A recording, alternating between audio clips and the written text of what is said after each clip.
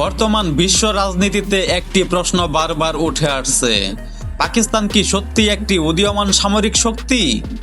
মধ্যপ্রাচ্যের উত্তেজনা, বৈশ্বিক শক্তির দ্বন্দ্ব, এই জটিল পরিস্থিতির মাঝেই পাকিস্তান নিজেকে কৌশলগতভাবে শক্তিশালী করার চেষ্টা করছে। পারমাণবিক শক্তিধর দেশ হিসেবে পাকিস্তান ইতিমধ্যেই বিশ্বে নিজের অবস্থান তৈরি করেছে।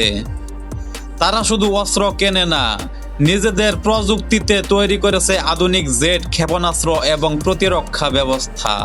বিশেষ করে আকাশ প্রতিরক্ষায় তাদের উন্নয়ন চোখে পড়ার মতো।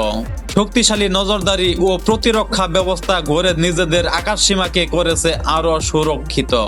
ইরান, আমেরিকা, ইসরায়েল উত্তেজনার মতো জটিল ইস্যুতেও পাকিস্তান সরাসরি সংঘাতে না গিয়ে একটি ভারসাম্যপূর্ণ ও কৌশলগত অবস্থান ধরে রেখেছে। তবে বাস্তবতা হলো, শুধু সামরিক শক্তি নয়, অর্থনীতি, কূটনীতি এবং প্রযুক্তিগত অগ্রগতিও দেশের একটি প্রকৃত শক্তি নির্ধারণ করে। পাকিস্তানের অগ্রযাত্রা তাই শুধু শক্তির গল্প নয়, এটি কৌশল, ভারসাম্য এবং টিকে থাকার এক বাস্তব উদাহরণ। বন্ধুরা, বর্তমানে পাকিস্তান কি দক্ষিণ এশিয়ার সুপার পাওয়ারে পরিণত হচ্ছে? মতামত জানাও কমেন্টে। ভিডিওটি ভালো লাগলে একটি লাইক এবং সাবস্ক্রাইব করতে ভুলবে না। আল্লাহ হাফেজ।